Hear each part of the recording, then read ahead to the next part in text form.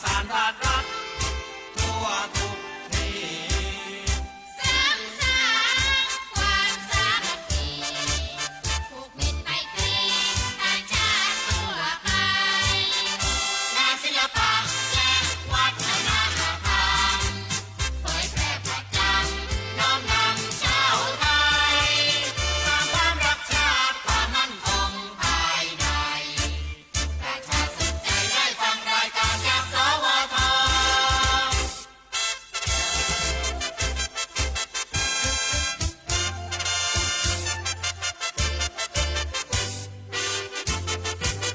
สถานีวิทยุกระจายเสียงแห่งประเทศไทย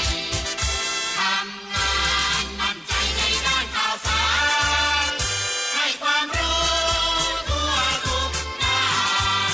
ให้ความสำราญบันเทิงรื่นรมใจเผยแพร่ผลงานรัฐบาลด้วยราชการทั้งไกลและไกล สร้างสร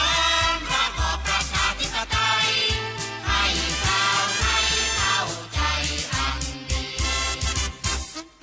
เทิดทูนชาติศาสนาพระมหากษัตริย์ประสานราษฎร์รัฐทั่วทุกที่ สร้างสรรค์ความสามัคคีผูกมิตรไมตรีต่างชาติทั่วไปงานศิลปะและวัฒนธรรมเผยแพร่ประจำน้อมนำชาวไทยสร้างความรักชาติความมั่นคงภายในประชาสนใจได้ฟังรายการจากสวท อรุณสวัสดิ์ค่ะท่านผู้ฟังที่นี่สถานีวิทยุกระจายเสียงแห่งประเทศไทยจังหวัดลำปางสถานีเพื่อบริการข้อมูลข่าวสารหน่วยงานภาครัฐและท้องถิ่นที่เชื่อถือได้ถูกต้องรวดเร็วพร้อมพัฒนาคุณภาพชีวิตประชาชนชาวลำปางให้ดีขึ้นอย่างยั่งยืนทำการส่งกระจายเสียงในระบบ FM ความถี่ 97 เมกะเฮิรตซ์จากอาคารห้องส่งเลขที่ 420 ถนนพหลโยธิน ตำบลหัวเวียง อำเภอเมือง จังหวัดลำปาง ตั้งแต่เวลา 5 นาฬิกาถึง 24 นาฬิกา เป็นประจำทุกวัน มีนายสุภชัยกัลปะสันติ เป็นผู้อำนวยการสถานี ช่างเทคนิคประกอบด้วย นายประสานทิมทอง นายแหลมเพชรนันตาแสง นายภูพิงพงศิริแสน และว่าที่ร้อยตรีอาทิตย์วรรณวารีสำหรับผู้ประกาศประกอบด้วย นางกาญจนาอินทา นายบรรหารสุยะ นางอัชราพรปวงจันทร์และนางสาวชุติการเหล่าชัยค่ะวิทยุแห่งประเทศไทยให้ความรู้คู่ความสุข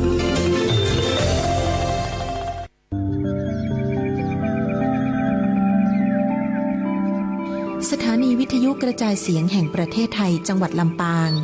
FM 97 เมกะเฮิรตซ์เสนอรายการธรรมะยามเช้า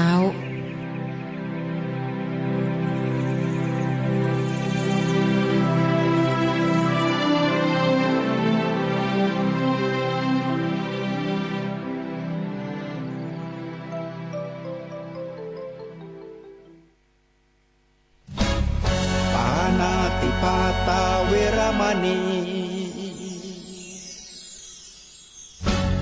อทินนาทานาเวรมณีกาเมมุสาสุราเม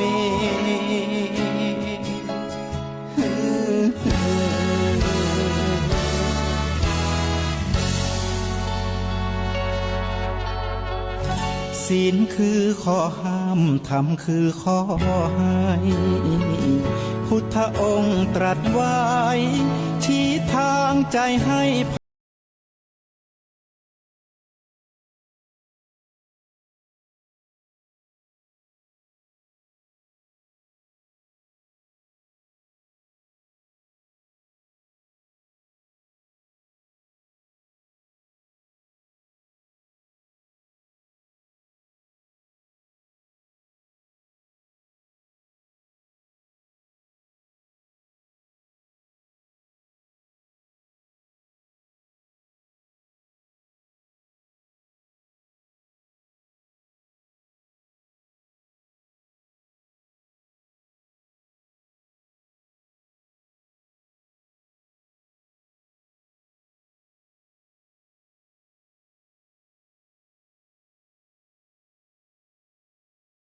วังภาวิตาโขภิกขเวมรณสติเอวังพหุลีกตามหัพพลาโหติมหานิสังสาอะมะโตคทาอะมะตะปริโยสานาติภิกษุทั้งหลายมรณสติที่บุคคลเจริญทำให้มากแล้วอย่างนี้ย่อมมีผลมากมีอานิสงส์มากยังลงสู่อมตะมีอมตะเป็นที่สุดแลในเวลาเป็นยามสุดท้ายแห่งราตรีเมื่อท่านผู้ฟังมีสติสัมปชัญญะรู้สึกตัวขึ้นแล้วก็มาฟังธรรมะมาปฏิบัติธรรมะกันในรายการธรรมะรับอรุณทุกวันอังคารเป็นช่วงของจิตตวิเวกที่จะให้ท่านผู้ฟังได้มาฝึกทำสมาธิวันนี้เราจะมาเจริญมรณสติกันวิธีการที่เราจะเจริญมรณสติคือการตามระลึกถึงความตายให้ถูกวิธีไม่ใช่คิดแต่ว่าโอ้ฉันจะตายฉันจะตายคือมันก็บางทีจะดีกว่าคนที่คิดว่าฉันจะยังไม่ตายฉันจะยังเป็นอยู่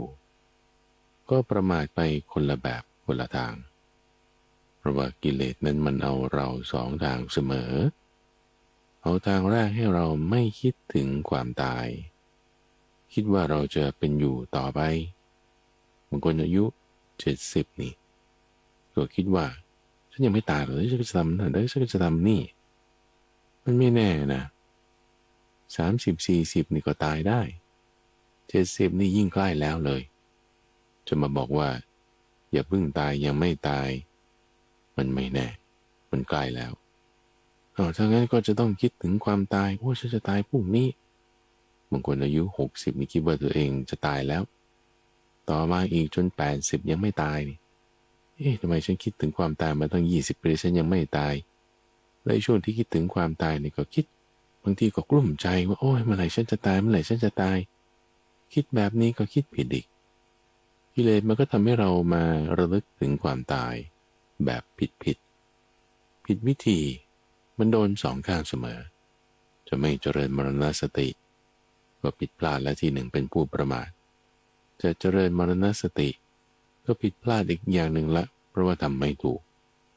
วันนี้เราจึงจะมาฝึกทำมรณสติคือให้จิตใจเราตั้งอยู่ในความไม่ประมาทอยู่ได้อย่างมีความสุขเพราะมรณสติท่านผู้ฟังหมายถึงการมีชีวิตอยู่ที่เป็นกุศลที่ไม่ประมาทไม่ได้จะคิดถึงแต่เรื่องตายแต่เอาเรื่องตายมาคิดเพื่อให้อยู่อย่างไม่ประมาทไม่ใช่เพื่อให้อยู่อย่างกังวลใจหรือไม่ใช่เพื่อให้อยู่อย่างไม่ถูกต้องเริ่มยังไงท่านผู้ฟังเริ่มจากความตายนั่นแหละชื่อมันบอกเอาไว้อยู่แล้วช่วงเวลาอย่างนี้ท่านผู้ฟังเป็นช่วงรอยต่อระหว่างวันจากกลางคืนไปกลางวันจากกลางวันไปกลางคืนช่วงนี้ท่านผู้ฟังมันจะมีเหตุปัจจัยแห่งความตายอยู่มากสถิติเราดูก็ได้คนที่ตายไม่ว่าจะเอาจากเรื่องอุบัติเหตุจากเรื่องโรคภัยไข้เจ็บต่างๆไม่ว่าจะโรคชนิดที่มีเชื้อโรคหรือไม่มีเชื้อโรคก็ตามเอาสถิติเหล่านี้มารวมกันทั้งหมดใช่ไหมนับหนึ่งไปแล้วก็พลอตช่วงเวลาในตลอด24 ชั่วโมงช่วงเวลาไหนที่มีคนตายมากที่สุดเราจะพบได้ว่าเป็นช่วงนี้แหละหัวค่ำคือเปลี่ยนจากกลางวันเป็นกลางคืนหรือว่าช่วงเวลาเช้าคือเปลี่ยนจากกลางคืนเป็นกลางวันช่วงนี้จะมีคนตายมากที่สุดแต่ในประมาณ 3-4 ชั่วโมงเนี่ยเอามารวมกันนะเปรียบเทียบกับช่วงยามท้ายแห่งราตรีเวลากลางวันช่วงต่างๆ ทำไมมันเป็นอย่างนั้น เพราะว่าเป็นช่วงเวลาที่คนมักจะพลั้งเผลอประมาทแล้วก็เป็นช่วงเวลาที่สัตว์ร้ายหรือสัตว์มีพิษต่างๆมันจะออกหากินเวลาที่มันออกหากินมันก็ใช้พิษของมันนั่นแหละใช้เขี้ยวเล็บของมันนี่แหละในการที่จะทำร้ายคนอื่นให้ตายได้แล้วก็กินได้สัตว์อื่นด้วยเหตุปัจจัยแห่งความตายจึงมีมากในช่วงเวลาดังกล่าวอย่างไรก็ตามดูฟังความตายมันเกิดได้ตลอดเวลาอยู่ใกล้ๆเรามากใกล้ๆมากขนาดที่บางทีเรามองข้ามไปอย่างเช่นลมหายใจของเรานี่ถ้าเราไม่หายใจสัก5 นาที6 นาทีนะทุกฟังเราตายได้นะทุกคนนะทุกคนวันเนี้ยจริงๆไม่ได้จะมีอายุ10 ปี20 ปีมันแค่6 นาที5 นาทีนั่นละถ้ามีเหตุปัจจัยให้เราไม่ได้หายใจสัก5 นาที6 นาทีเราตายทันทีธาตุลมจึงเป็นสิ่งที่สำคัญมากในการที่จะให้เรามีชีวิตดำรงชีวิตอยู่ได้ถ้ามีปัญหาเกี่ยวกับปอดเกี่ยวกับระบบทางเดินหายใจนี่มันตายเร็วโรคที่เกี่ยวกับระบบลมหายใจนี่เช่นมะเร็งปอดมันรวดเร็วมากปุ๊บปั๊บไม่ทันพอ6 เดือนตายแล้วหรือโรคโควิดอย่างนี้ไม่พอทัน6 วันตายแล้วลมหายใจเรามันแค่6 นาทีเท่านั้นแหละลมหายใจที่เราสูดเข้าสูดออกวินาทีนี้เนี่ยนะต่อชีวิตเราไปได้6 นาทีเท่านั้นเองนะลมหายใจต่อไปถ้าไม่มีมันก็ไม่มีต่อไปอีก6 นาทีกับอีก1 วินาทีต่อไปนะไม่มีตัวฟังมันใกล้ๆอยู่เราตรงนี้ยังเหตุปัจจัยอื่นๆอีกเดินไปลื่นหกล้มหัวฟาดพื้นน็อกตายโอ้มีเกิดขึ้นทุกวันเดินไปเข้าห้องน้ำหัวฟาดพื้นในห้องน้ำเกิดเป็นสโตรกนี่ก็คือเส้นเลือดในสมองมันอุดตันแล้วก็กึกกักล้มลงไปโดน2 ดอกอีกทั้งสมองมีปัญหาทั้งหัวฟาดพื้นตายได้อีกหรือเดินไปตามถนนหนทางข้างนอกทางเป็นหลุมเป็นบ่อสะดุดล้มตายตกท่อตายอุบัติเหตุตายถูกรถชนตายขับรถอยู่รถอื่นมาชนตายอีกขี่มอเตอร์ไซค์อยู่ลื่นล้มตายอีกโอ้มันเยอะมากยังโรคภัยไข้เจ็บนี่นะโรคตาโรคหูโรคจมูกโรคลิ้นโรคกายโรคที่ศีรษะโรคที่ใบหูโรคปากโรคฟันโรคไอโรคหืดไข้หวัดไข้มีพิษร้อนไข้เสื่องซึมโรคในท้องโรคลมสลบลงแดงจุกเสียดเจ็บเสียวโรคเรื้อรังโรคเรื้อนโรคลมบ้าหมูโอ้มันเยอะมากทุกฝังโรคภัยไข้เจ็บขนาดว่า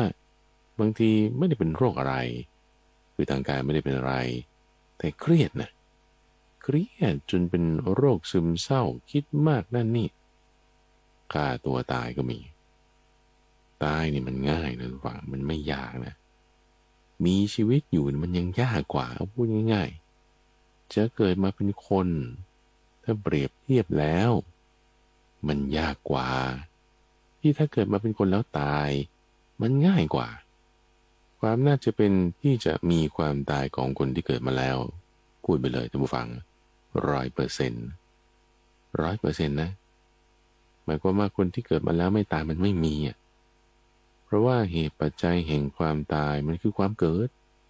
100%ทั้ง100พันทั้งพันล้านทั้งล้านของคนที่เกิดมาแล้วได้ตายแน่นอนภายใน7 วันด้วย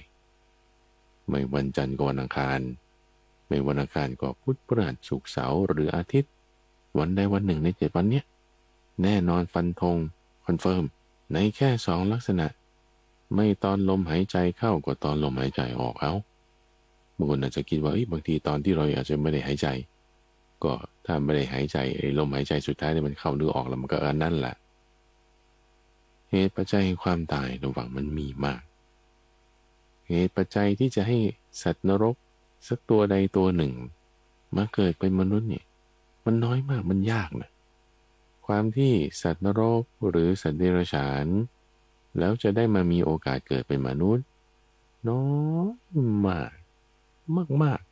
ท่านเปรียบไว้กับพื้นมหาสมุทรโลกเราไปนี้นะทั้งโลกเลยคือน้ำท่วมโลกไปเลยมีมหาสมุทรเป็นอันหนึ่งอันเดียวกันไปหมด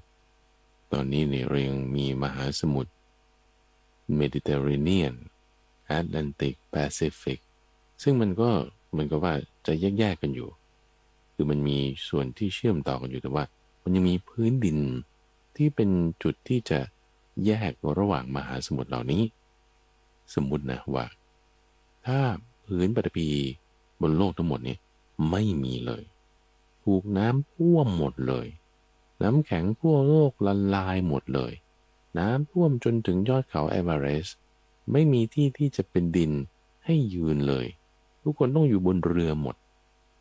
เกิดมีเต่าตัวหนึ่งระวังมันตาบอดด้วย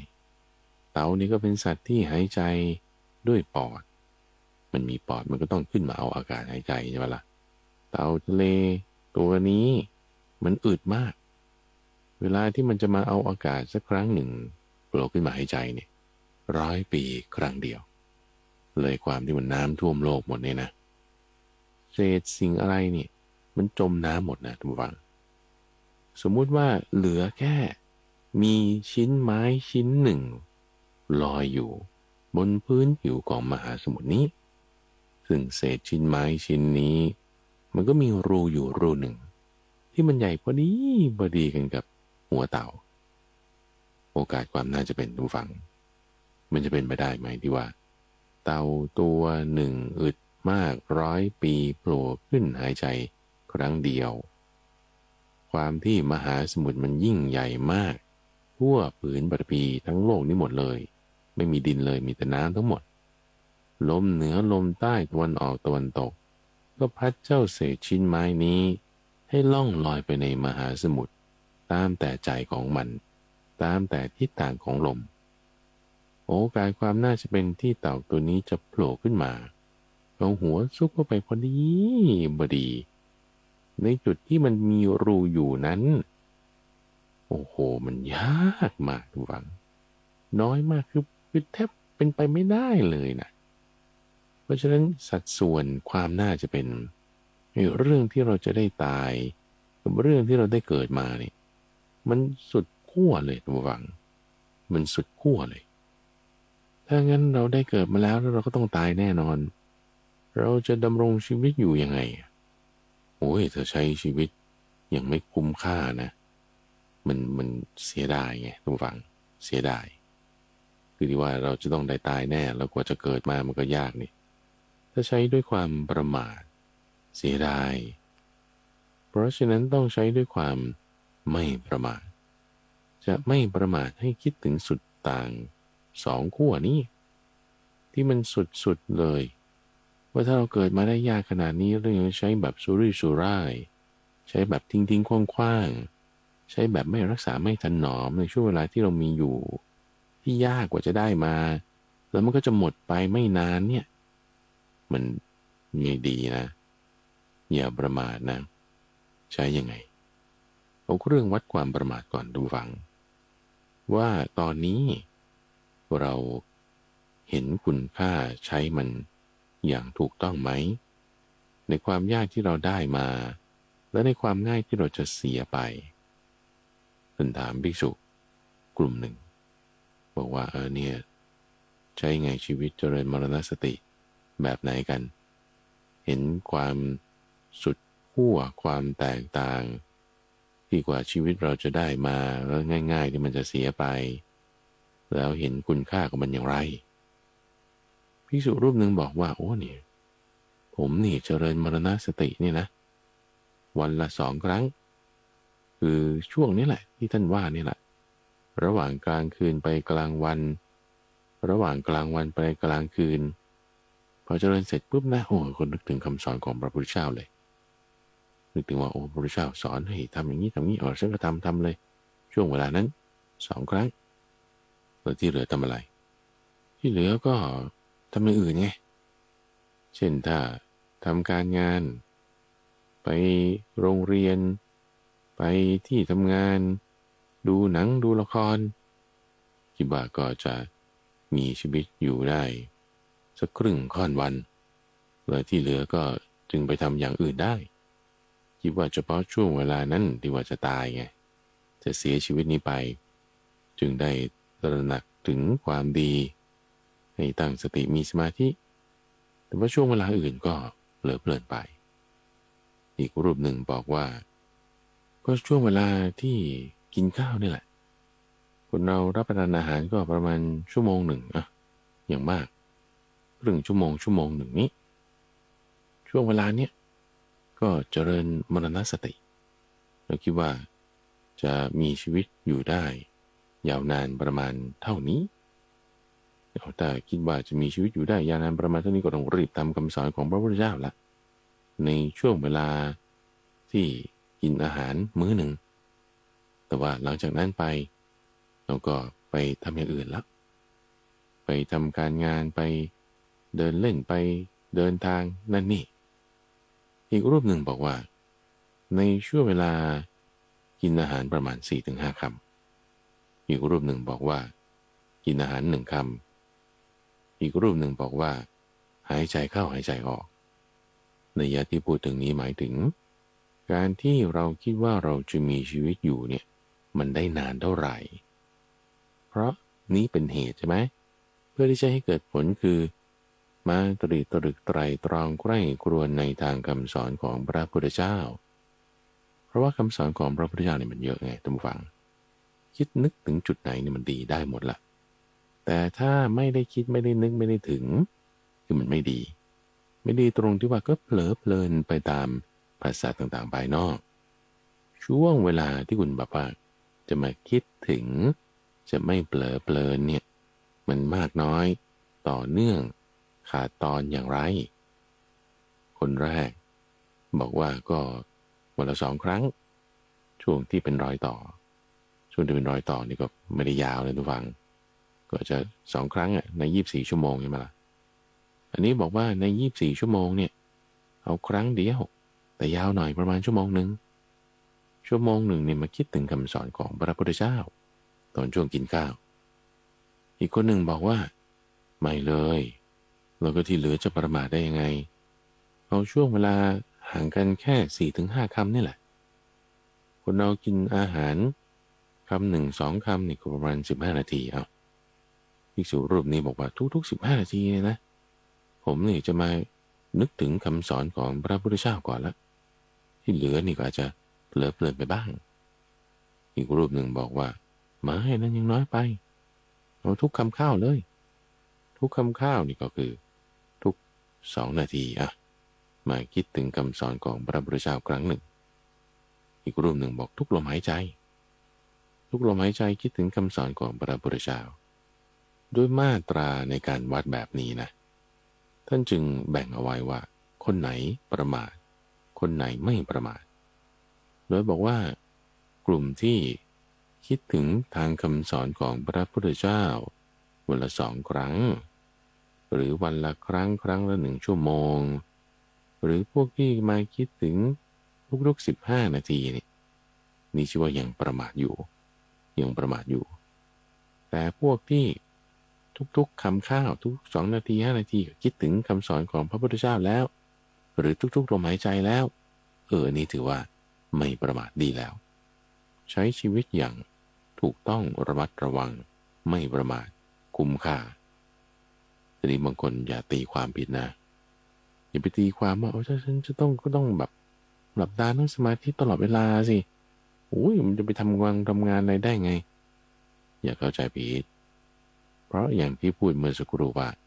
คำสอนของพระพุทธเจ้านี่มีมากไงแล้วก็ไปได้ในทุกช่องทางตาหูจมูกลิ้นกายและใจแล้วก็ไปได้ในทุกเรื่องเงินทองเรื่องความรักเรื่องเกี่ยวข้องกับผู้คนเรื่องการทำงานเรื่องการเรียนเรื่องการกินเรื่องการเดินทุกอิริยาบถทุกสาขาอาชีพทุกเพศทุกวัยทุกเรื่องการงาน สามารถที่จะเกี่ยวข้องมามีในคำสอนของพระพุทธเจ้าได้หมดตรงไหนที่มันจะเชื่อมโยงต่อไปนี่ได้หมดคือสติไงทุกฝังถ้าเรามีสตินะไม่ว่าเราจะทำอะไรก็ตามอย่าเผลอสติเกิน5 นาทีถ้าเผลอสติเกิน5 นาทีช่วงระหว่างกินข้าวคำเดียวเนี่ยคุณจะเคี้ยวข้าวคำหนึ่ง5 นาทีเลยเหรอเอาหน้าคิดว่าเคี้ยวละเอียดหน่อยเอา2 นาทีก็ได้เอา2 นาทีถ้าจะเผลอเพลินไปก็อย่าให้มันเกิน2 นาทีนะอย่างเนี้ยจึงจะชื่อว่าผู้ไม่ประมาทบางทีเรารูดถูไถด้วยนิ้วของเราไปที่อะไรมันเหลี่ยมๆแล้วก็เงาโทรศัพท์มือถือนี่แหละถ่ายไปรูดโซเชียลมีเดียบ้างดู YouTube วิดีโอต่างๆนั่นนี่บ้างชั่วโมงหนึ่งหายไปละชั่วโมงหนึ่ง2 ชั่วโมงนี่โอ้ยเผลอเพลินไปตามตาตามหูเห็นภาพได้ยินเสียงนั่นช่วงนั้นพลาดได้นะไม่ใช่ว่าช่วงชั่วโมงหนึ่งคุณไถโทรศัพท์มือถือดูโซเชียลมันจะไม่ตายมีคนเดินถนนไถโซเชียลอยู่เนี่ยหล่นตกท่อตกน้ำเจออุบัติเหตุขับรถอยู่หรือเดินถนนอยู่ตายได้เลยมีนั่นคือประมาทหรือบางทีคิดเรื่องนั้นเรื่องนี้ติเตียนคนนั้นใส่ร้ายคนนี้คิดไม่ดีกับคนโน้นพูดถึงคนนั้นอย่างนี้อย่างโน้นนี่คืออกุศลนะอย่าให้มันเกิน2 นาทีถ้าจะพูดถึงคนอื่นพูดแง่ดีพูดสิ่งที่เป็นธรรมเป็นวินัยพูดสิ่งที่เป็นประโยชน์พูดสิ่งที่เป็นกุศลไงสิ่งที่เป็นกุศลเนี่ยมันมีอยู่ได้ทุกที่ตามข่าวหน้าหนังสือพิมพ์ในโซเชียลทีวีเพื่อนข้างบ้านการจราจรเราถ้ามีสติตั้งไว้อย่างดีสามารถขวนขวายแสวงหาสิ่งที่เป็นกุศลมาทรงไว้ในจิตใจของเราได้เสมออย่าว่า2 นาทีเลยทุกลมหายใจเลย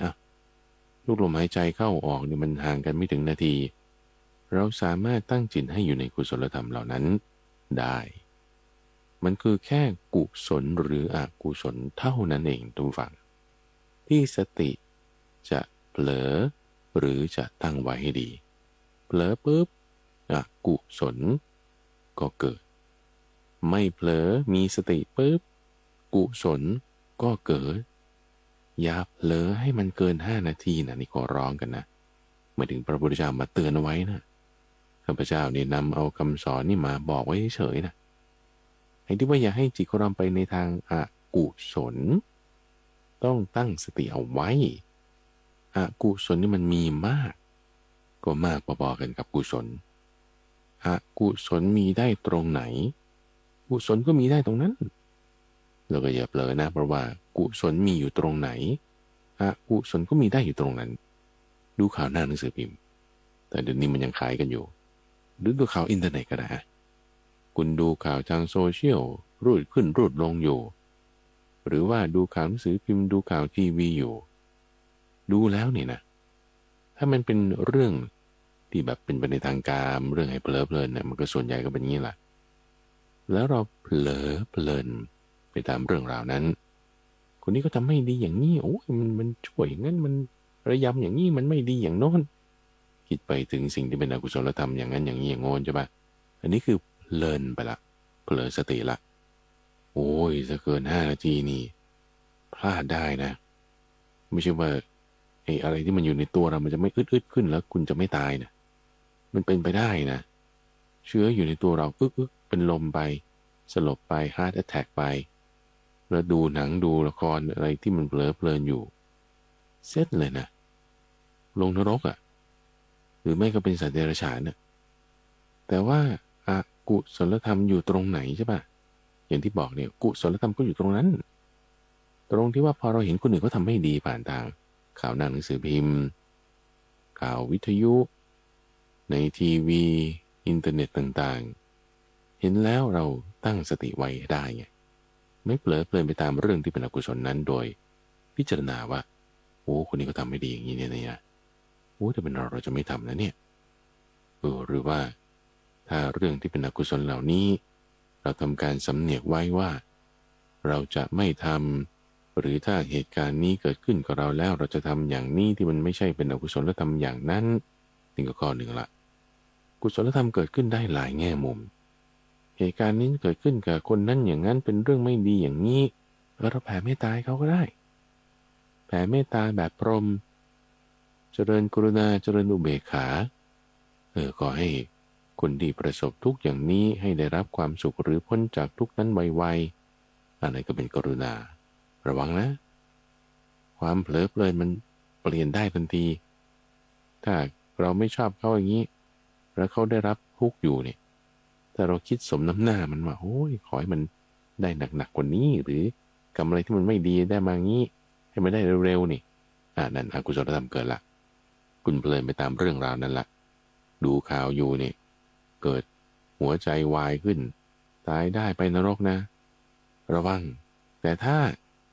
เรามีกรุณามีเมตตาในข่าวนั้นในเหตุการณ์ที่เกิดขึ้นกับคนนั้นอย่างนั้นเฮ้ยนี่เป็นกุศลนะทุกฝั่งเป็นกุศลถ้าเกิดหัวใจวายขึ้นเกิดเส้นเลือดในสมองแตกขึ้นหรืออุดตันขึ้นแล้วคุณน็อกไปตรงนั้นเนี่ยคุณไปสวรรค์นะไปสวรรค์หรือมนุษย์ที่มีอันจะกินหรือถ้ามันไม่ก่อนไม่หลังต่อการตายแล้วจิตที่มีเมตตานั้นเป็นสมาธินั้นเห็นความไม่เที่ยงในกายพอโทษดูข่าวว่าเข้าตายไอ้ยาเราก็ตายจริงๆนี่เกิดปล่อยวางได้หมดบรรลุเป็นพระอรหันต์เดียวนั้นเลยนะหรือถ้าละเรื่องร้ายรัดเห็นความเบื่อหน่ายในวัฏฏะสงสารละเรื่องร้ายรัดใน5อย่างเป็นอนาคามีนะหรือไม่ก็เผลอๆเป็นโสดาบันได้เลยในความที่ว่าเห็นความไม่เที่ยงจริงๆจังๆอย่างนี้แล้วไม่มีความเคลือบแคลงสงสัยแล้วมีศรัทธาในคำสอนอย่างมั่นคงตั้งใจเต็มที่นี่ก็เป็นโสดาบันได้นะโอกาสมันอยู่เฉพาะหน้าเสมอทุกวังเราอย่าเผลอเราอย่าเพลิน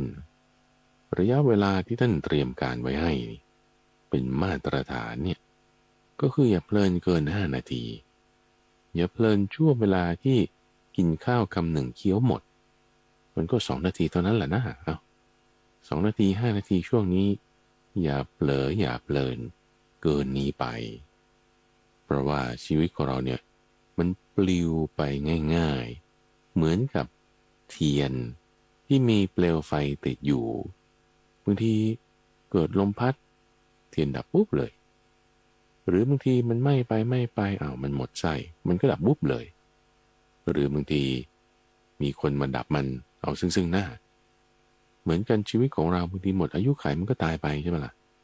บางคนก็80บางคนก็90บางคนก็70กว่าไม่เท่ากันคนเรามีอายุขัยไม่เท่ากันตามสภาวะของร่างกายโครโมโซมพันธุกรรมอาหารที่อยู่อาศัยสิ่งแวดล้อมต่างๆหรือบางทีก็เกิดจากการตัดรอนเกิดอุบัติเหตุปึ๊บหายตายไม่ได้ตามอายุขัยละเกิดตัดรอนแบบนี้ก็มีหรือเกิดจากลักษณะของโรคภัยไข้เจ็บที่มาเบียดเบียนโรคภัยไข้เจ็บโควิดอย่างนี้เป็นต้นเนี่ยมันปึ๊บปั๊บรวดเร็วมะเร็งเดี๋ยวนี้มันก็เป็นลักษณะที่ว่าเหมือนจับสลากเอาคนไม่มีเหตุปัจจัยเสี่ยงก็เป็นได้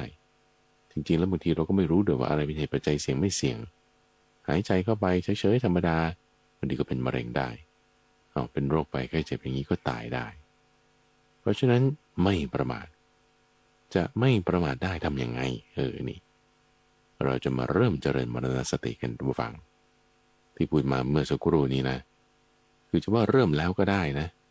แต่ว่า introduction ไงเริ่มต้น intro ว่าความสำคัญ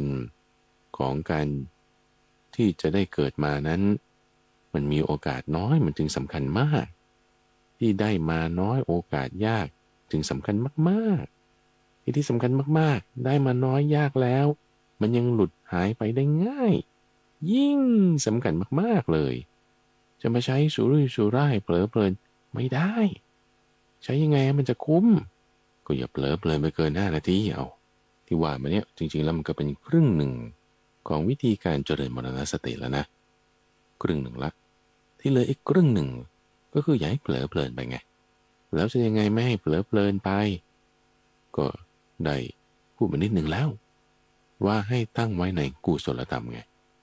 จริงๆช่วงเวลาทั้งหมดเลยนะสมมุติเราว่า100 ปีอย่าว่านานนะทุกฝังไม่ได้นาน100 ปีนะสมมตินะอย่าเอา100 ปีเลยก็80พอพระพุทธเจ้าอายุ80 ปีมรณภาพปรินิพพานเราเอาเท่านั้นพอคนเรามีอายุประมาณ80 ปี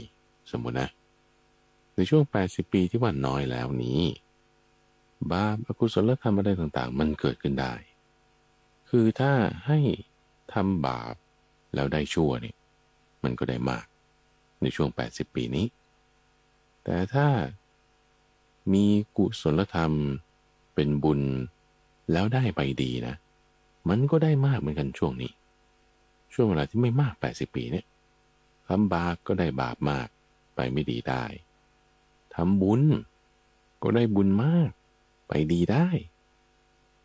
เราเลือกได้ในความเป็นมนุษย์ไงเป็นเหมือนจุดตรงกลางที่ถ้าเอาคุณจะเลี้ยวซ้ายหรือเลี้ยวขวาล่ะเลี้ยวซ้ายก็ไปเนี่ยแหละนรกกำเนิดเดรัจฉานเปรตวิสัยอบายภูมิได้โอ้ถูกมากเลี้ยวขวาก็ไปสวรรค์มนุษย์ที่มีอันจะกินพรหมหรือว่าไปทางนิพพานก็ไปทางนี้ตรงเลี้ยวขวาช่วงเวลาที่เราอยู่ตรงสี่แยกทางเลี้ยวเนี่ยมันแป๊บเดียวไงทุกฝังเหมือนมนุษย์ตรงเนี้ยเรามาอยู่ตรงมนุษย์นี่มันไม่นาน80 ปีคุณจะไปทางไหนช่วงหัวเลี้ยวหัวต่อนี่มันแป๊บเดียวนะแต่สำคัญไงชีวิตมนุษย์80 ปีเนี่ยมันสั้นมากแต่สำคัญนะถ้าคุณเลี้ยวซ้ายไปตกไกลเลยมันมุ่งไปเนี่ยบางทีมันถอยกลับไม่ได้นะหรือเลี้ยวขวาก็เหมือนกันมันไปมันก็ไปดีเลยไปไกลเหมือนกันมันถอยกลับไม่ได้เพราะบุญอานิสงส์มันให้อยู่บาปก็เหมือนกันในช่วงที่เป็นหัวเลี้ยวหัวต่อตรงนี้จึงสำคัญมากไม่นานเพราะฉะนั้นต้องเพ่งจดจ่อไว้อย่างดีคำว่าเพ่งจดจ่อไว้อย่างดีหมายถึงระมัดระวังเวลาเราขับรถนี่นะท่านผู้ฟังที่ขับรถเป็นหรือว่าเคยนั่งรถนี่หรือว่าเคยบอกทางคนขับนี่ขับไปมันก็ธรรมดาใช่ไหมล่ะถ้าถนนตรงๆไม่ได้มีทางเลี้ยวจะไปไหนมันก็แบบสบายๆได้นะเฮ้ยแต่ว่าทางเลี้ยวมันจะอยู่ข้างหน้านี่เฮ้ยเราต้องเตรียมการไว้ก่อนที่เราจะเลี้ยวซ้ายหรือเลี้ยวขวาแล้วเดี๋ยวนี้ทางด่วนเนี่ยโอ้ยแล้วเดี๋ยวมาอยู่กรุงเทพดูฟังเดินทางนั่นนี่เนี่ยคืองงไปเลยอ่ะที่เลี้ยวนี่ปุ๊บอ้าว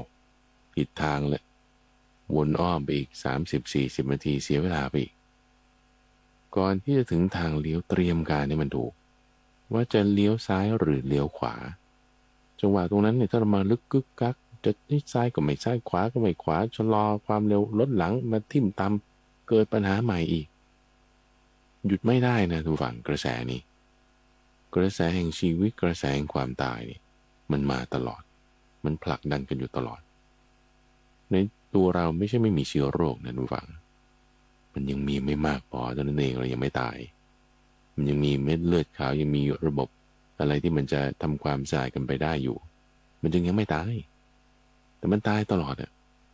กระแสนี่มันผลักดันกันมาตลอดกระแสแห่งความตายก็ตัดรอนตลอดกระแสแห่งชีวิตก็ต่อไปตลอดตัดรอนไปต่อกันไปตัดรอนไปต่อกันไปอันไหนมันมากกว่าเท่านั้นเอง6 นาทีเนี่ยอย่างที่ว่านี่มีเวลาแค่นี้ช่วง5 นาที6 นาทีนี่ช่วงกินข้าวคำหนึ่งเนี่ยช่วงที่หายใจเข้าหายใจออกอยู่ได้สักลมหนึ่งนี่เป็นช่วงกระแสแห่งการที่มันจะต่อกันไปได้เท่านั้นเองความตายและความเป็นช่วงหัวเลี้ยวซ้ายหรือเลี้ยวขวาถ้าเรายังมีอกุศลธรรมคิดถึงอยู่เรื่อยคิดถึงเรื่องไม่ดีอยู่เรื่อยคิดถึงเรื่องกังวลใจอยู่เรื่อยคิดถึงเรื่องที่เป็นอกุศลอยู่เรื่อย นี่คุณเปิดไฟเลี้ยวซ้ายไว้แล้วนะเปิดไฟเลี้ยวซ้ายเตรียมเลยตกไปเลยเปรตผีอสุรกายสุนัขสัตว์เดรัจฉานหรือเลยไปหน่อยก็สัตว์นรกเปิดไฟเลี้ยวซ้ายไว้เขาเปิดทางให้เลยทุกฝั่งมันก็ลื่นเหมือนกันก็ทำได้นั่นคือประมาทอะไรที่จะทำให้เรากังวลใจเรื่องอะไรที่มันจะยุ่งใจเรื่องอะไรที่คิดแล้วจะเผลอเพลินใจคือยุ่งใจบางคนก็จะคิดว่างั้นก็ทำไมยุ่งกับเพลินไปมันก็น่าจะตรงข้ามกับยุ่งตรงข้ามกับปัญหาตรงข้ามกับเรื่องที่ไม่ดีไอ้เพลินมันก็ปัญหาพอแรงเดียวกันกับเรื่องความโกรธความไม่พอใจเพราะมันคือโทสะและราคะไงเราคิดว่าเรื่องที่เราไม่พอใจกังวลใจนั่นน่ะมันเป็นโทสะโมหะแล้วถ้าเรื่องที่จะให้เพลินใจจะเป็นความดีไม่เลยนั่นก็เป็นราคะไงมีราคะโทสะโมหะมากถึงขนาดว่ามันโผล่มาในทางความคิดโผล่มาให้เราเห็นตัวชัดเจนนี่คุณไปชัดเจนเลยนะเลี้ยวซ้ายเลยนะเต็มเลยนะราคะโทสะโมหะมาเต็มคุณก็เปิดไฟเลี้ยวซ้ายไปเต็มไปในที่ไม่ดีอย่างเต็มช่วงรอยต่อนี้มันก็จึงพาไปตรงนั้นได้ตรงนั้นมันก็ one way traffic แล้วคุณจะย้อนกลับไม่ได้เพราะกระแสมันไปอย่างนั้นก็ต้องอยู่ตรงนั้นน่ะแบบนานเลยแล้วถ้าเป็นสัตว์นรกแล้วโอกาสที่จะยูเทิร์นกลับมาทางเลี้ยวที่จะไปที่มันดีได้นี่นะโธ่มันนานมากเหมือนเต่าตาบอดอยู่ในท้องทะเลที่เป็นมหาสมุทรทั้งหมดโอกาสที่มันจะโผล่ขึ้นมาหายใจทุก100 ปีแล้วเอาหัวสอดเข้าไปในเศษไม้ที่มันมีรูพอดีกับหัวมันเนี่ยมันยากมากคุณฟังคือกว่าจะมาเจอทางเลี้ยวกลับอีกทีนี่ไกลเลยนู่นนานด้วยแล้วระหว่างทางที่ไปเนี่ยทั้งร้อนทั้งหิวทั้งมืดไม่เห็นทางละวนไปวนมาถูกเบียดเบียนให้กลัวให้โกรธให้เกลียดให้มีปัญหาต่างๆตามมาตลอดนี่คือมันเป็นทางที่ไม่ดีเลยนะอย่าไปทางนั้นอย่าไปทางนั้นแต่ให้เลี้ยวขวาหมายถึงสิ่งที่เป็นกุศลธรรมนึกถึงเรื่องที่เป็นกุศลเรื่องที่เป็นกุศลเนี่ยมันก็ยังมีราคะโทสะโมหะนั่นแหละแต่มันน้อยไงการแบ่งปันอย่างนี้มันไม่ได้เป็นราคะการที่มีเมตตากันอย่างนี้มันไม่ได้เป็นโทสะ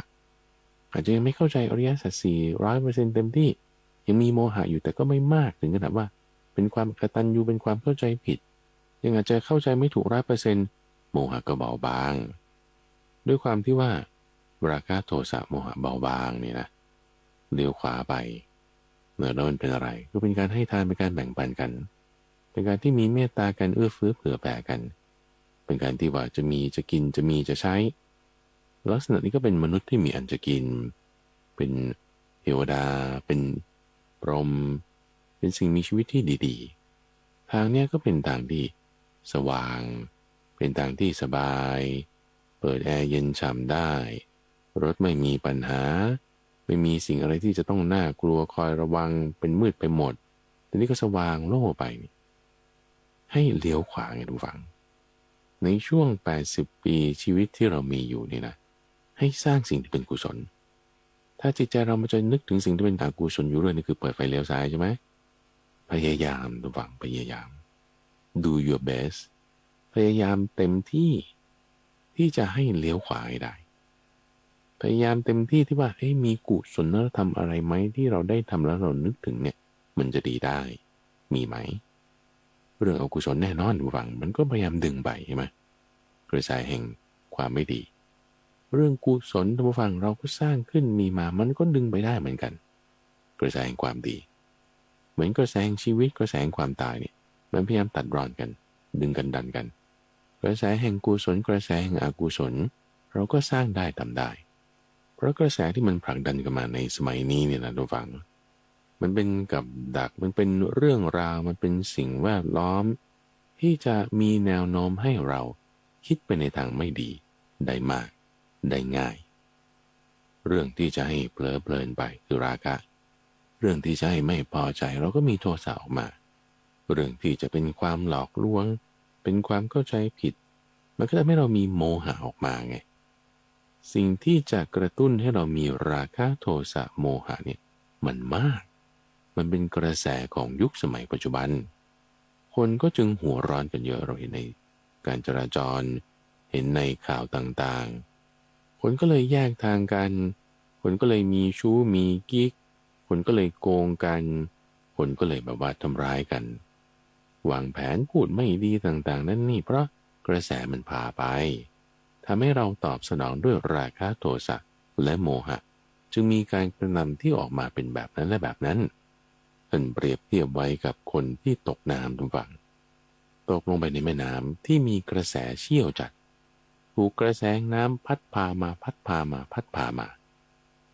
ถูกพัดไปงั้นใช่ปะเราเกิดไปกระแทกหินบ้างกระแทกตะลิ่งบ้างกระแทกอะไรที่มันมีเศษดินเศษไม้บาดเจ็บเนี่ยแล้วกำลังก็น้อยยังน้ำที่จะเข้าปากหายใจไม่ได้นั่นนี่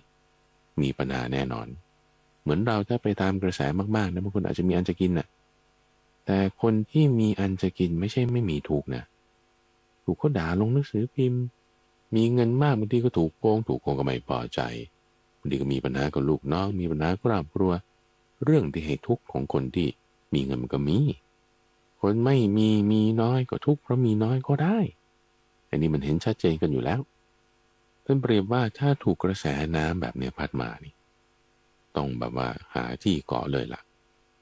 ถ้ามันจะมีแก่งหินฟาดกับแก่งหินนี่ไม่ได้นะต้องเกาะเอาไว้ให้ดีหรือพยายามจะว่ายให้มันเข้าตะลิ่งเข้าฝั่งให้ได้กระแสน้ำแรงมันจะว่ายยังไงก็ต้องพยายามไงความพยายามตรงนี้ตัวฝั่งคือลักษณะที่เราทำความเพียรในการที่จะไม่ไปตามกระแสในการที่จะสวนทวนกระแสในการที่จะตัดกระแสที่จะให้เรามีราคะโทสะโมหะเราจะตัดกระแสนี้ได้ตัวฝั่งคือมองฝั่งให้มันดีก่อนว่าฝั่งไหนนี่คือน้ำมันพัดไปอยู่ใช่ไหมล่ะเราก็ต้องมองไปข้างหน้ามองไปข้างหน้าว่ามันจะซ้ายหรือขวามันจะไปยังไงจะเกาะตรงไหนเหมือนกันตอนนี้กระแสแห่งชีวิตของเราเนี่ยกำลังพัดไปอยู่สู่อะไรสู่ความตายไม่เกิน80 ปีไม่เกิน5 นาทีไม่เกินลมหายใจหนึ่งในช่วงกระแสที่มันพัดไปอยู่เนี่ยคุณเล็งดูคุณจะไปทางไหนช่วงนี้สั้นๆเนี่ยไม่ใช่80 ปีนะ5 นาทีนี่5 นาทีข้างหน้านี่เราจะไม่อยู่เนี่ย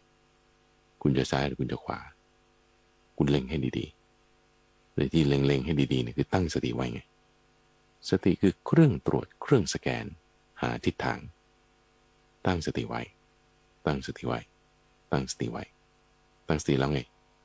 ความดีอยู่ตรงไหนสตินั่นแหละเป็นความดีอยู่แล้วถ้าจะคิดให้คิดเรื่องที่ดีๆไม่ใช่เป็นกามไม่ใช่เป็นปฏิบัติไม่ใช่เป็นเบียดเบียนแต่เป็นการหลีกออกจากกามเป็นเมตตาเป็นกรุณาให้คิดเรื่องนี้เล็งให้ดีๆเล็งให้ดีๆ5 นาทีข้างหน้าคุณจะพูดอะไรถ้าจะพูดอย่าพูดสิ่งที่มันเป็นแดกดันกันใส่ร้ายกันด่ากันคำหยาบว่าหรือโกหกนั่นนี่อย่าพูด5 นาทีเนี่ยถ้าพูดนี่คุณเลี้ยวซ้ายเลยนะแบบเข้าไปชนกับก้อนหินชนกับเศษอะไรถูกทิ่มตายได้แต่ให้เลี้ยวขวาคือพูดสิ่งที่ไม่โกหกเป็นความจริงพูดสิ่งที่จะฟูใจพูดสิ่งที่เป็นธรรมเป็นวินัยพูดเรื่องดีๆกันพูดเรื่องให้มีเมตตาพูดเรื่องที่จะให้มีศีลพูดเรื่องที่จะให้มีสมาธิพูดเรื่องที่จะเป็นความสามัคคีพูดเรื่องที่จะเป็นความอ่อนน้อมประนีประนอมพูดเรื่องดีๆถ้าจะพูดแล้ว5 นาทีต่อจากนี้นะคุณระวังนะคุณจะเลี้ยวซ้ายหรือเลี้ยวขวานี่ถ้าจะกระทำลงมือทำอะไรทางกายนี่แต่จะแบบอย่าเลยถ้าจะฆ่าสัตว์นี่ถ้าจะทุบตีทำร้ายเขานี่ถ้าจะเดินไปเสพไปบริโภคอะไรให้มันเผลอเพลินนี่นั่นคือเลี้ยวซ้ายเลยนะ หยุดอย่าไปอย่างนั้นแต่ตั้งสติไว้ให้ดีเพราะถ้าไปอย่างนั้นคือเพลินไปตามกระแสแล้วตั้งสติไว้ให้ดีถ้าจะลงมือทำเลี้ยวขวานี่ก็คืออะไรอ่ะไม่ฆ่าสัตว์ไงไม่โกงไม่ขโมยไม่เซ็นอะไรที่มันจะแบบเป็นการเบียดเบียนอนุมัติให้โกงให้อะไรเงี้ยอย่าไปเซ็นแต่ถ้าจะลงมือทำก็ให้มีการแบ่งปันให้ทานเดินไปเนี่ยแผ่เมตตาไปเดินไปเนี่ยจะไปถึงที่ไหนก็ไม่รู้ล่ะแต่ว่าให้เดินไปถึงที่นั่นแล้วไปที่เราจะทำความดีได้ถ้าเราจะเท้าเดินไปแล้วไปเทคไปผับไปเที่ยวไปกินไปโกงไปนั่นนี่หยุดอย่าเดินไปทางนั้นเดินไปทางนั้นไม่ดีแต่ให้เดินไปที่มันจะมีการให้ทานเดินไปในที่ว่าเราจะสมาทานศีลได้เดินไปในที่จะมีการแบ่งปันทำประโยชน์5 นาทีในช่วงที่เราเดินไป 2-3 คำในช่วงที่เราพูดไป 1-2 ลมหายใจในช่วงที่เรามีความคิดนี่คิดอยู่พูดอยู่ทำอยู่นี่เรามีชีวิตอยู่แค่5 นาทีนะโธ่นั่นสวรรค์เลยเพอร์เฟกต์มากๆอยู่แล้วแบบนี้หวังท่านบอกว่ามีอานิสงส์มากมีผลมากเป็นทางที่จะไปสู่นิพพานเป็นทางเกษมเป็นทางสว่าง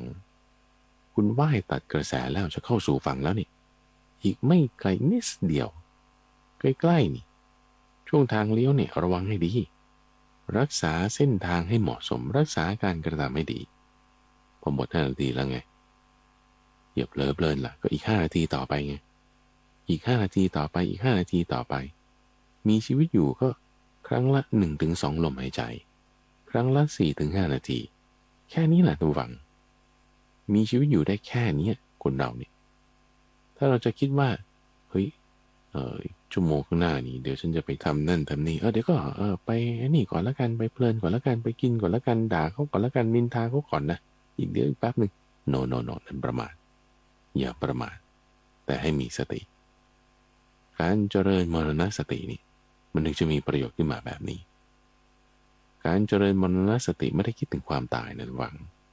แต่ให้คิดถึงว่าช่วงที่เราเป็นอยู่เนี่ยเราจะอยู่ยังไงช่วงที่เราเป็นอยู่ไม่นานแค่5 นาที10 นาทีเนี่ยเราจะอยู่ยังไงตรงนี้ต่างหากเพราะไอ้ที่เหลือนั่นมันคือตายแล้วที่เหลือนั่นมันไม่แน่ว่าจะมีชีวิตอยู่หรือเปล่าเอา2 นาที5 นาทีต่อกันยังไงก็ไม่เกิน80 ปีไอ้2 นาที5 นาทีที่ต่อกัน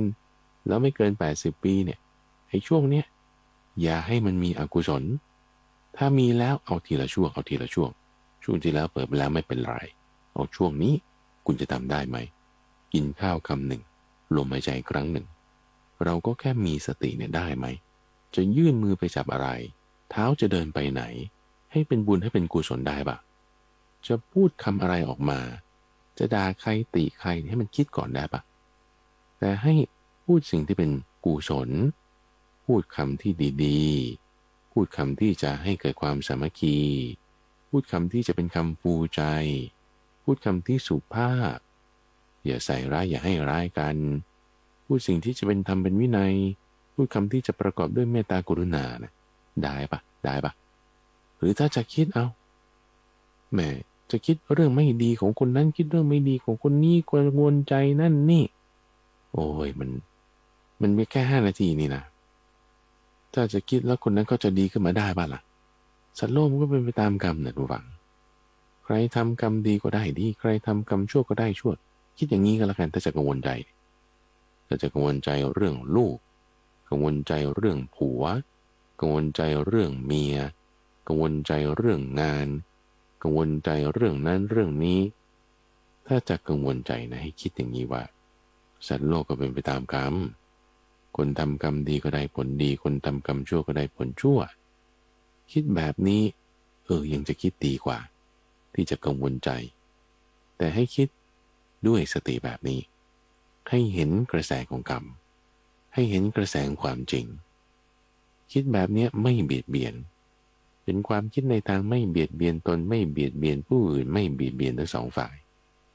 คื คือถ้าจะคิดเบียดเขาจะมาให้เขาได้ไม่ดีคิดประทุษร้ายเนี่ยไม่ดีอยู่แล้วใช่ไหมแต่ถ้าเรากังวลใจแล้วก็เบียดเบียนตัวเองด้วยอีกเหมือนกันเราอย่าคิดเบียดเบียนใครแม้แต่ตัวเองก็ตามคิดไม่ดีกับตัวเองก็คิดเบียดเบียนตัวเองนั่นแหละคิดว่าโอ้ยทำไมฉันมันกรรมมากบาปหนาบุญน้อยคิดแบบนี้คิดไม่ถูกคิดแบบนี้มันคิดเบียดเบียนตัวเองแต่ถ้าจะคิดว่าสัตว์โลกเป็นไปตามกรรมกรรมดีก็มีกรรมชั่วก็มีถ้าจะคิดอุเบกขาวางเฉยคิดมุทิตายินดีคิดกรุณาปรารถนาให้พ้นทุกข์คิดเมตตาปรารถนาให้มีความสุขคิดไปในทางที่จะเป็นกุศลคิดเรื่องที่จะหลีกออกจากกามอย่าคิดที่จะเผลอเพลินไปตามสิ่งนั้นสิ่งนี้ถ้าจะคิดจะกิน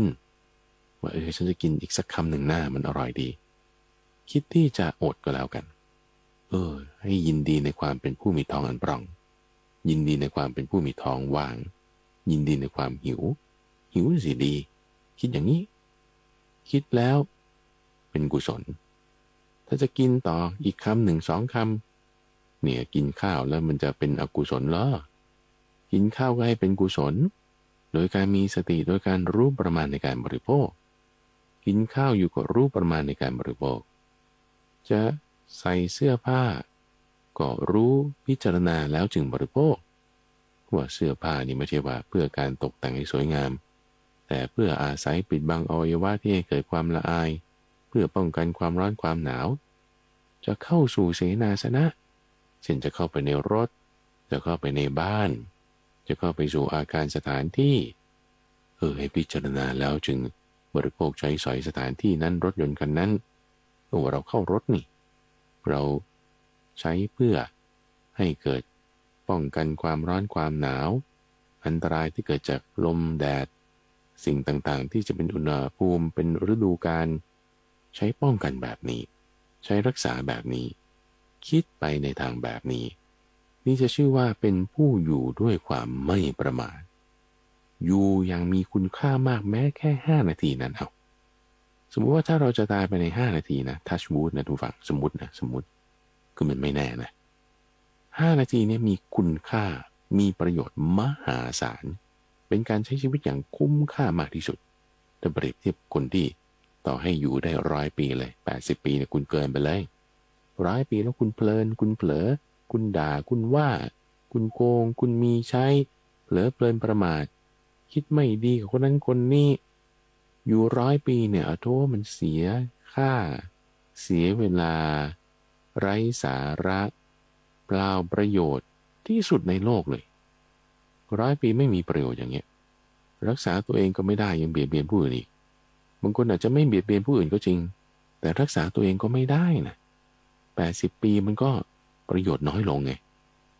แต่ถ้าแค่ไม่ต้องเอา80 ปีเอาปีเดียวเราอาจจะมีชีวิตอยู่ได้สักปีหนึ่งปีหนึ่งยาวไปเอาอาทิตย์เดียว7 วันเนี่ยไม่วันใดวันหนึ่งก็ตายจันทร์1 อาทิตย์นั่นก็ยาวไปเอา60 นาทีเนี่ยแล้วฟังธรรมะราบรื่นกันมานี่โนยาวไปเอาลมหายใจหนึ่งเนี่ยเอาลมหายใจหนึ่งหรืออีก2-3 นาทีเราจะจบลงแล้วเนี่ยเรามีชีวิตอยู่ด้วยความไม่ประมาทได้ไหมถ้ามีได้มีสติได้มีเมตตาได้คิดดีพูดดีได้เป็นประโยชน์กับทั้งตนเองด้วยทั้งผู้อื่นด้วยเพราะเราปฏิบัติธรรมเรามีสติเนี่ยผู้อื่นไม่ได้รับการเบียดเบียนจากเรานะได้ประโยชน์2 ฝ่ายได้ประโยชน์ทั้งตัวเองได้ประโยชน์ทั้งตัวเขารักษาทั้งตนเองรักษาทั้งผู้อื่น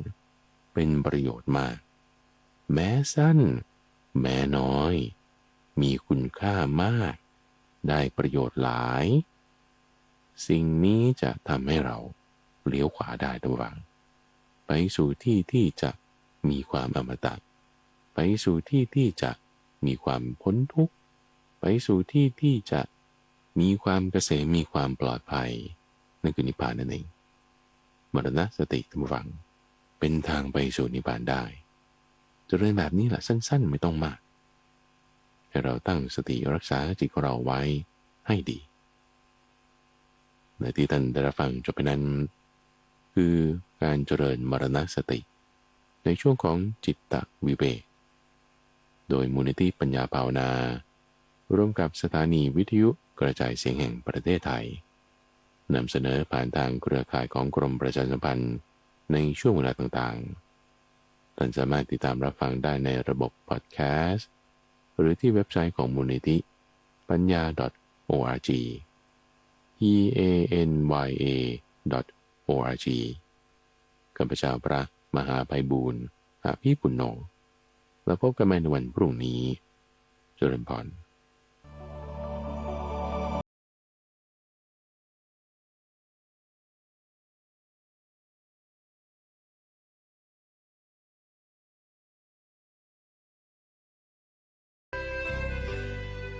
ติดตามรับฟังรายการธรรมรับอรุณได้เป็นประจำทุกวันทาง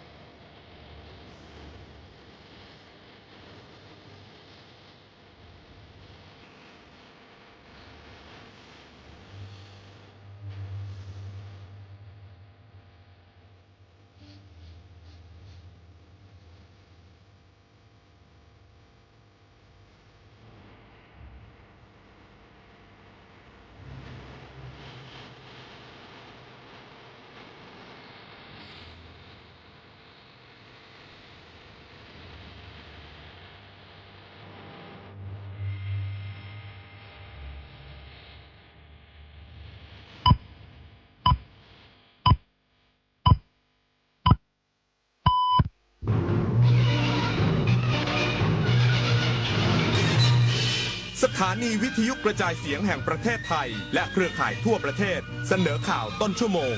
รู้เร็วรู้จริงเกาะติดทุกสถานการณ์